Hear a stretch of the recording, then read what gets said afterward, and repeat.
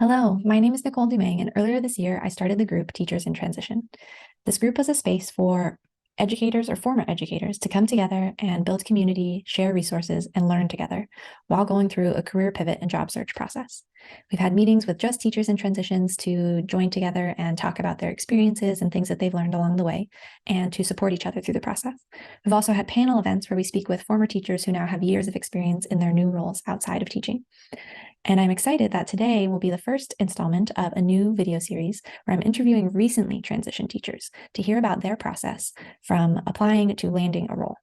So, our first episode today, I'm really excited. I had a great conversation with Elizabeth Grace, who has recently accepted a role as a client strategy coordinator. And we had an awesome conversation talking about what her journey was like to get to this role, what the process of interviewing with this company was like, and all the things she learned along the way to keep her motivated and moving forward.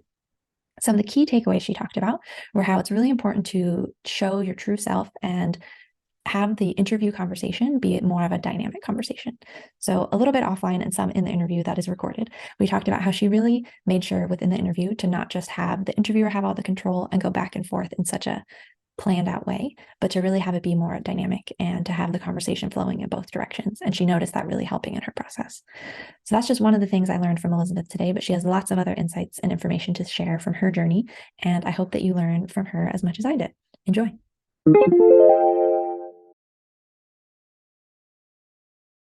We're joined by Elizabeth Grace today. Thank you for joining us, Elizabeth.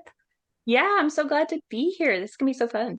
Yeah, so I'm really excited to talk with you. Kind of the idea behind starting this video podcast series was getting to hear from recently transitioned teachers. And I think my thought around that is not that now because you have landed a job, you have cracked the code, and you know how to help everyone land a job. Because I think everyone's process will be at least a little bit different and probably a lot different. But I think it is helpful just to hear from people kind of to help hone that mentality that knowing other people have made it is proof that we all can too, as opposed to feeling like, oh, other people have made it. What's going on with me? But really maintaining that, like, other teachers have transitioned out of teaching. I know that it's possible for anyone else who's trying.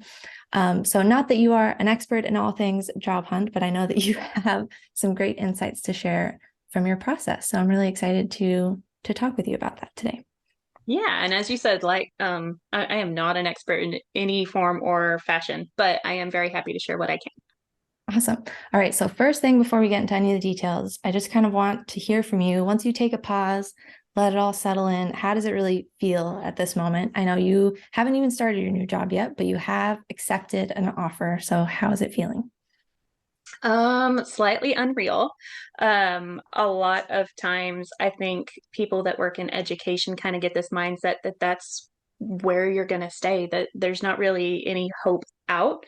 But realizing that you really are very, very talented. You do have a lot of skills that can transfer to other fields, and people will respect that if you respect it yourself. So just learning to have the confidence in yourself that you can do it. That was a really hard thing for me, and when I did it, that's whenever I noticed a big change, honestly. Yeah, that's really awesome to hear. And that is very similar already getting into what my next question was going to be of just like, how did you maintain a positive mindset throughout the process? And maybe you could talk a little bit more like how long your process was and if you were teaching at the same time, just to give some context. And yeah, what really helped you before we get into like the details of what you did on the job hunt, what helped you to stay motivated? Very good question. So let me give a little bit of a background of what I was doing prior to my job search, just so that way people kind of have an idea of kind of what I'm transitioning from and what I was looking to go into. Yeah. I am a previous special educator. I've been in education for the past 10 years. And I resigned at the end of the school year back in June. And I really kind of took the summer just to be and just to relax because I Mm-hmm. really, really needed that. So, beginning of August is really whenever I started looking and trying to find out what I wanted to do. And that was really, really hard because I mean, you're in education. What else are you gonna do? Right. So Mm-hmm. it took me a little while to actually figure out what I even wanted to get into. I considered curriculum and I just considered development. I considered other possible roles that might even be in special education because that's what my history was in. But then I came upon the role of project manager or project coordinator. And that really, really intrigued me because I have a lot of skills that would easily transfer into that type of role. And what I came to find out is that many teachers do. A lot of the roles that educate, or a lot of the skills that educators have can transition very well into project management. So, and specifically for special education, a little bit even more so because there is a huge component of having to develop IEPs Mhm. and be in charge of a team, and you have multiple stakeholders and just all the different things. So you kind of already are doing it. It's just taking it to that next step. So project management was kind of what I was going in and what I was going after. After that, it was really just trying to figure out what skills did I need to learn in addition to the ones I already had. I wasn't even worried about a resume at that point because I knew I needed to upskill at least in some form or fashion. I needed to learn the terminology. I was looking at job descriptions and they're talking about agile and waterfall and stakeholders and all kinds of different words that I'm just like, huh, what's that? When you start looking it up, though, you start to realize that all of those terms actually go in hand with education. It's just trying to figure out what the right word is and how it coordinates with that. So Mhm. the step, it did take a little bit to learn the different ways to upskill, but the way I stayed positive through all of that, because first upskilling is frustrating, trying and writing resumes is frustrating, going through interviews and getting rejected, it can also be frustrating. Mhm. So the ways I stayed positive was just really celebrating each small step of the way. Every little step you take, no matter if it was positive or negative, whether you got an interview or maybe you just got a rejection, each one is a way to grow. Look at it as a growth opportunity, a learning opportunity. Each interview that you have, once you start getting interviews, think about what did you do well? What did you not do well? Make a list. Start thinking about the ways that you can improve yourself. And then in the entire process, don't be afraid to continue learning. Continue trying to upskill in your area. There are many great LinkedIn videos. There are certifications out there that are very cheap or free. So just really trying to find those resources and just having such a supportive network on LinkedIn. Your group has been so positive and so wonderful. Oh, So just, yay. yeah. So finding yourself a supportive outlet as well is fantastic to just maintaining a positive mindset. Yeah, I think that's so important to kind of keep track for yourself what it is you have done. If you just have that end goal of getting a job as the only thing you're keeping track of, it is hard to stay motivated, but really seeing each thing that you're doing is not just for that end goal, but you're really learning along the way, Yeah. and adding new skills as you progress in this process. Yeah, I think that's really important. Great. So I want to hear kind of more the nitty gritty of what you did in the job search. I know you talked about upskilling, but when, if this was your experience, when did you feel like you really started to do some kind of higher leverage moves that helped you feel like you were getting somewhere in your job process? Like, what were some of those things that you did that really made you feel like you were gaining some traction in terms of getting towards landing a role? That's a really good question. In all honesty, in the beginning, I felt like I was really just floundering. You just kind of your feelers out everywhere and just hope for the best. And that had, for me, that did not work. For some people, it might, but it did not work for me. It really started becoming a much better process whenever I started really targeting what I was looking for. So, and whenever I really started considering my experience and how that might correlate to a certain role. So, for example, I said I determined that I wanted to do project management, right? So, whenever I would apply for project manager jobs, I'd be like, okay, I can do this. I've got all of the experience in the world. And I mean, I'm going to be a supreme candidate. Well, you have to also realize that there's been people that have been project managers for quite a long time. They Mm-hmm. know all of the terminology. They've been doing the process in the industry that you're looking to transition into for quite a while. So you might not be the cream of the crop. And realizing that, yes, some people can get an actual role and find that exact target that they're looking for, but it's okay to look for a more entry level position in the industry that you're looking for that can lead into the role that you want. Mm-hmm. And that's whenever I started gaining a lot of traction is whenever I really started targeting more entry level positions and then looking at growth within the next few years. Another few things is as far as people looking at my LinkedIn profile and actually reaching out to me, that did happen at one point. But prior to some changes that I had done, that never happened.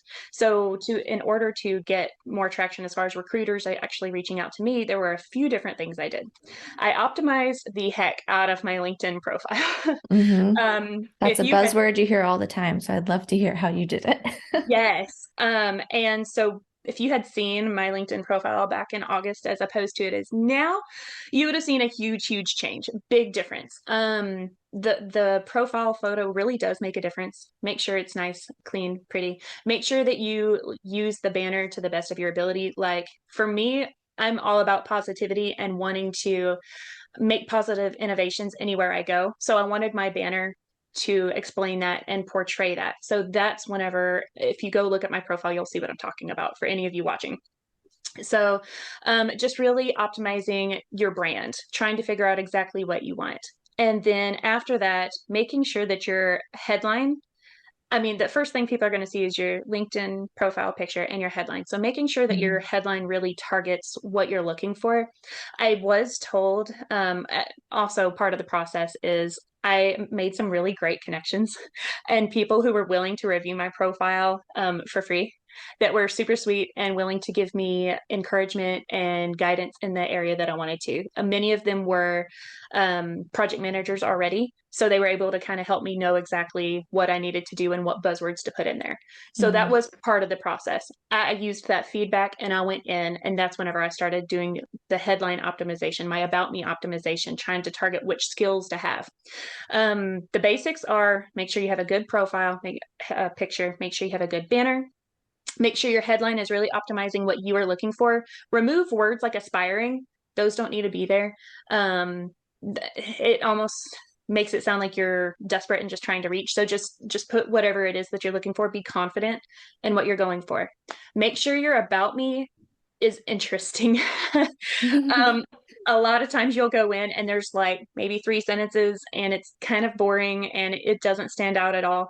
Try and make it stand out a little bit, make it target what you're looking for, and make sure it has keywords for the field that you're going into. That was one of the biggest things is I have a couple of recruiter friends that had kind of helped me along this path as well. And on their end, they can actually put in keywords and it will see if it matches up with what's in your about me. So make sure you have some keywords there. Depending on the recruiter you're talking to, they actually like to see your skills listed there. So maybe have a skills section if you want to import that as well. And I mean, just make it fun, make it about you. It doesn't have to be the most formal thing, but definitely prove what you can do in your about me section. How do your skills translate to exactly what you're looking for? And what achievements have you gotten? What metrics have you achieved? In education, we do metrics, but we don't really think about how those correlate to the outside world because it's two different worlds, right? So making sure that your metrics, like that you have them, be able to explain your achievements in metrics. I'm trying to think of a couple more things. Oh, and after all of that, and after starting to have recruiters reach out to me during interviews, one of the biggest things that helped me actually start getting offers was practicing for interviews. You've done that a couple of times in your sessions and I've really enjoyed that. And that's been one of the biggest things is just practicing for those interviews. Already kind of have an idea of what you're going to say for those generic questions. And then that way you can spend more time focusing on the more specific questions that each company might ask. It also gives you more time to research the company if you've already practiced and have an idea of what you're going to be saying. So it just makes it a lot easier.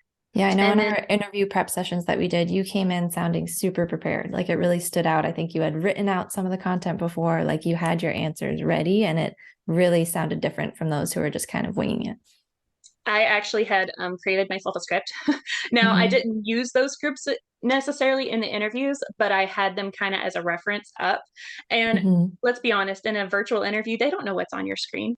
So you can have one little minimized window over here, and then other over here, you can have your script up and ready to go. Now, don't read off of it. They can tell if you're just reading off of it, but it's there as a reference. So that way, in case you stumble or get nervous, you have it. Yeah, and just doing the work beforehand to think through, even if you don't end up using it at all, it helps to organize your thoughts. Absolutely. Yeah. All right. Was there one other thing you were going to say? I Oh think I yeah, cut you off. Okay. learning the terms. That's one of the biggest things. Whatever field you're going into, please take the time to learn the terms. If you go in and you don't know what KPIs are or stakeholders or, specific key buzzwords in your field, you're not gonna be considered seriously. And that right there is going to be the biggest turnoff to an interview. So take the time to learn about the field you're going into before you actually apply and take the time to study and learn the basics. Yeah, being able to talk the talk definitely seems important once you get to that interview stage, but probably even before that too, being able to use more relevant terminology on LinkedIn in your resume if you're doing a cover letter. You have Yeah. to do it in your resume. If you don't, you are completely not even going to be considered. Yeah, well, those were some very specific, helpful tips. I really appreciate it. And I appreciate how you talked about, because there's so much advice out there on how to optimize your resume and your LinkedIn profile. But I really appreciate that you mentioned you had recruiter friends you were talking to, and you had people who you were connected with in the field you were going into who are really giving you some specific feedback, and how you noticed a difference. Like when you made some of these changes, you started to get recruiters reaching out to you and more traction and more follow up in terms of landing interviews. So that's really helpful to kind of see the before and after, and you noticed what was making a difference for you. Absolutely. Yeah, awesome. Thank you for sharing all of that.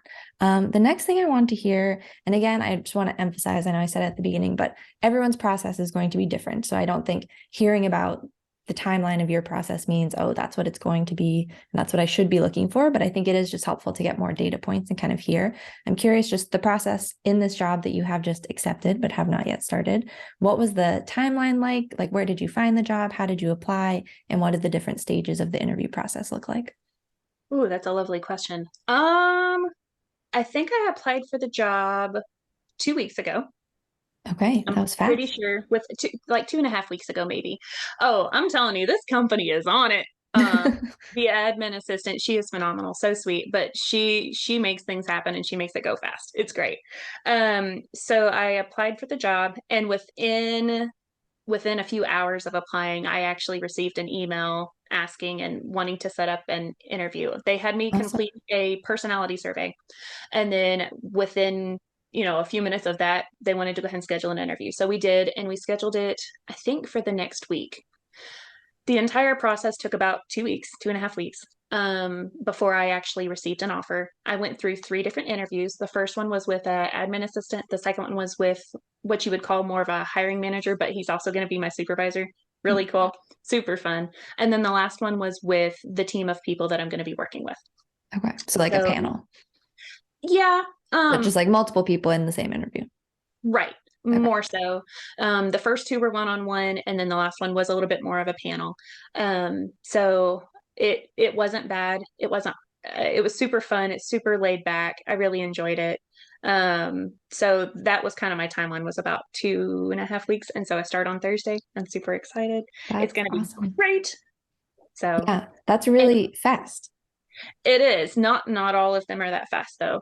Like I said, I kind of started this process back in August, beginning of August, and it has taken until now to really find the one that I'm looking for. Now I've had some offers, but whenever you start actually learning that you need to make sure that that company is the best fit for you as well as you being the best fit for them.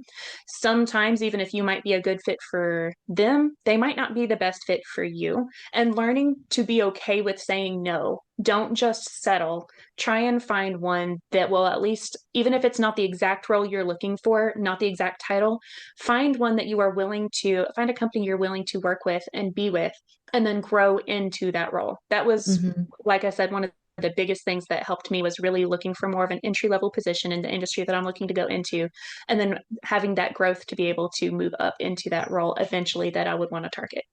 Yeah, definitely. I feel like thinking about this not in terms of just what's the next thing I can get, but that long term, like 5 year, however many year plan you want to think about, what's going to Right. help you get towards where you're going, even if the next job is not going to be the perfect forever job. Yeah. Oh, and I want to ask, when you applied, you just found it online and applied online? Was there any kind of referral or anything? There was not a referral, but I found the job on LinkedIn, Okay. but it was through many filters. So you do want to use those filters to the best of your ability. Something I also realized to start gaining a lot more interviews was to look for positions that were closer to me, or at least in my region. Even if they're Hmm. remote, sometimes they want some people that are closer in case they do have to have an in-person meeting ever. Hmm. So just really looking for those positions that are a little bit closer. And that was kind of what I did. So, in order to filter what I was looking for, I didn't even put a role in the search bar. I didn't put a role there. I Mm. really just put the area that I was looking for. I put the industry, and I went to the more filters where it was like 10 or less applicants. Mm. Okay. So So, those and that that's don't have too many, like 150 applicants within the first right. hour. Mm-hmm. Okay. And then you just submitted your application online through their website. You did. Awesome. All right. So it can happen. You don't need need the referral or I did not have one. the inside connection. It is possible to just apply online, find a job on LinkedIn, and land that role. Mm-hmm. That's very reassuring to hear. I'm sure, I think we all know that, but I think you also hear about how much getting a referral helps, and it can kind of get you caught up in that too. But awesome. Right. Thank you for sharing about that process. I'm glad it went so smoothly and quickly for you. I think you said that it was fun. You enjoyed it. I really love the mentality you have around going into interviews, like Yes. going in confidently. You're interviewing them just as much as they're interviewing you. I'm sure that that really showed up in your presence in those interviews too. Yeah. It All was right. it was so much fun, and your personality really does feed into it. They can tell what kind of person you are, so make sure that you let them see that. Yeah, definitely. Um, I have two more questions, but I feel like, did we already say what actually the title is that you have accepted in your new role? No, not yet. Okay, let's talk about that a little bit. And I know you haven't even started yet. You haven't even publicly posted the name of the company, everything. But I know you were targeting project manager, project coordinator, but you landed in a slightly different role. So could you talk a little bit about that? And then the Yeah. next question, which maybe you could tie into this too, was just going to be, how did you know you wanted to accept this particular job? So I think that's kind of the same thing. So tell us about how you landed where you are. Perfect question. So the actual title I'm going to have is client strategy coordinator, not the role of project manager, project coordinator. And that is okay because whenever I was looking at this particular role, a lot of the actual responsibilities of this role are project management responsibilities, helping be able to schedule meetings, helping organize, helping coordinate different things. And so that was the initial, okay, this might be a good fit for me. But then I started researching the company. And when I started researching the company, I was just like, poof, so excited. The president of the company is phenomenal. I had done some extensive research into the company, like when they started, what their growth was looking like, what's their trajectory, are they actually having head growth or are they not? And the president of this company is so cool. I ended up looking up different interviews that he had been through, and the thing that spoke to me most about him was that he said that his type of leadership was an all cards face up on the table, Mm. which means he's very transparent. And to me, one of the what would you call it? One of the things I was looking for in a company was transparency. A lot of times in education, you come from administration that may not be as transparent about everything. Mhm. And that was a big thing for me. I wanted to know what's happening in the company, and I wanted to make sure that that was part of the culture of the company. So, well, that was something that was very exciting for me. Then, in the same interview, a little bit later, he was asked, "What is something that your employees may not know about you?" And he said that I'm just kind of making this up as I go. Like, I'm no expert, nobody is perfect. I am making this up as I go, just like everybody else. We're all trying to make it through this world. And I'm just thinking, this is a cool guy. I could work for him. So that was really exciting. And then the more I dug in the company, the more I loved it. This particular company, they outsource different types of software and hardware technologies. And so one of the industries that they support is education. So it was Mm. just perfect. So it was like, okay, so even though I'm switching industries, I can still support the one that I had a love for. you know, and that I still have a love for. As a transitioning educator, you will always have a soft spot in your heart for education. You will always love it to some degree. And so just being able to support it in a different role in a different industry was just super cool. So though it was just the perfect spot for me. So it was super exciting. And then one of the things that I did make sure to ask in my interview is this company experiencing growth? And if that is the case, do you think in the next 3 to 5 years that there may be an opportunity to grow into a project coordinator or a project management role? Like, is that a possibility? And without even a blink, they're just like, yes, absolutely. And I'm like, okay, solved. We're good. So it was just exciting for me to be able to envision myself at this company in a long-term placement for, I mean, I'm talking like nobody likes to have to go through the job search. Trying to learn a new company and a new culture is hard. So just being able to really find the company that met all of the things that I'm looking for. So, and be able to target that role that will eventually get me to where I want. And that's what I needed.